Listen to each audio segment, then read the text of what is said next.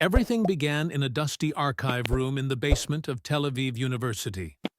Eliraz Matalon, a graduate student in the Department of History, was researching his thesis titled The Image of Leadership in Israeli Political Rhetoric, when he stumbled upon an unmarked box. Inside were old cassette tapes, Polaroid photos, and a folder labeled only MSG 1997. Eliraz showed the box to the archive supervisor, but no one could find any record of it. Driven by curiosity, he took one of the tapes and played it on an old cassette deck in his office. The recording began with a sharp beep. Then a voice. Code name, Mirrors. Trial 4. Speaker, Benjamin Netanyahu. On the tape, Netanyahu's own voice declared, "You can't control the truth, but you can control the reflections. People don't watch reality, they watch the reflection.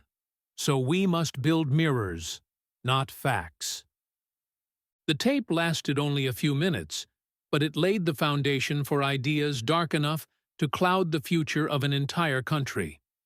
At first, Eliraz thought it was a metaphor, but with each new tape, the Mirrors Project began to unfold in more technical, concrete, and systematic detail.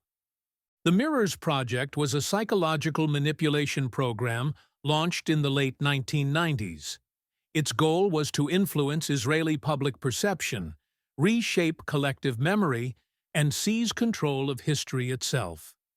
It was run by a secret team of media strategists, neuroscientists, social engineers, and AI specialists.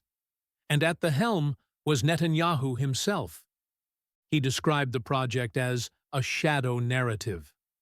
Alternative versions of real events were planted beside the actual ones. Ambiguities in the historical record were manipulated and represented to the public. The result? People no longer asked what actually happened. They debated which version sounded more believable. In one recording, Netanyahu said, "People don't want to remember. They want to believe. So we must give them stories worth believing. Let them remember not what happened in Gaza, in Ramallah, or even in Tel Aviv, but what was said about it." The tapes detailed the methods used to implement these narratives. Specific algorithms were recommended to media outlets. Tests were shared showing how certain word clusters affected public emotion. Most striking was the concept of mirror points, gaps in public memory that were fragile and easily rewritten. Events like the 1994 Hebron massacre, the 2010 Mavi Marmara raid, and the 2014 Gaza assault were cited as examples, described as being blurred through an overload of information. These mirror points became the perfect places to rewrite reality. As Eliraz continued listening, he made a decision to expose the truth. But that would not be easy. Every tape wasn't just a record of the past. It was part of an ongoing plan to shape the future. Toward the end of the tapes, a project called Simulation Mirror was introduced. It was a system that used real-time social media reactions to model the population's mental reflexes. One statement in Netanyahu's voice shook Eliraz to his core. "Reality is no longer analog. It's digital. So our mirrors must be digital too. Every angry tweet, every comment will serve our reflection. They'll be furious, but forget what they're furious about. They'll argue, but we'll decide what the argument is about." Eliraz made plans to digitize the tapes and smuggle them out of the country. He transferred all the data onto an old USB stick.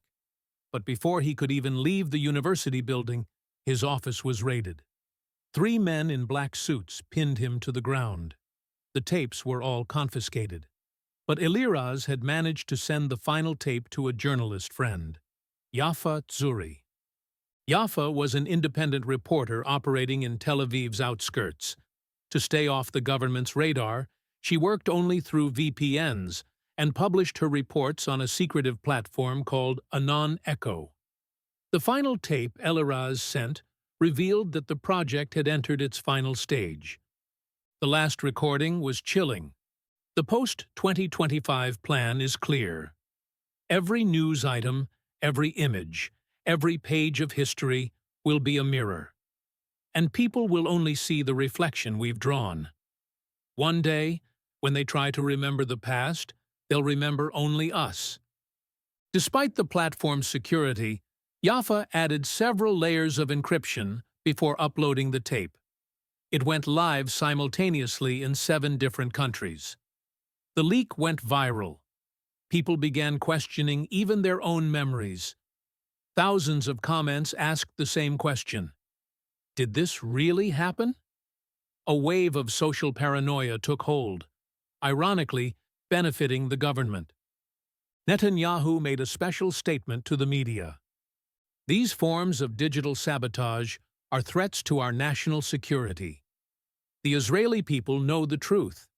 Lies are temporary. But things didn't go as he hoped. The mirrors had multiplied beyond control. On social media, users began comparing news articles from different years, discovering contradictions and inconsistencies. Public trust in the government further eroded. The most shocking development came from a former Mossad agent. A retired intelligence officer named Yitzhak Stern posted a video on YouTube, confirming the authenticity of the Mirrors project and the tapes. He disappeared shortly after. In his home, investigators found only a handwritten note. When mirrors break, the face that reflects most suffers the most. Jaffa Tzuri also vanished. But in her final upload, she included an algorithm that decoded the documents within the tapes. It allowed citizens to rebuild their digital memories. People could now trace the manipulations, see the fingerprints on their past.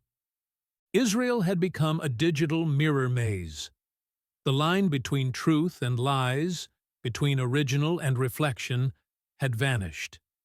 Yet the public began reconstructing the past. Individuals started sharing their personal memories, videos, and photos, challenging the official narratives. A new memory was being born, decentralized, collective, and resilient.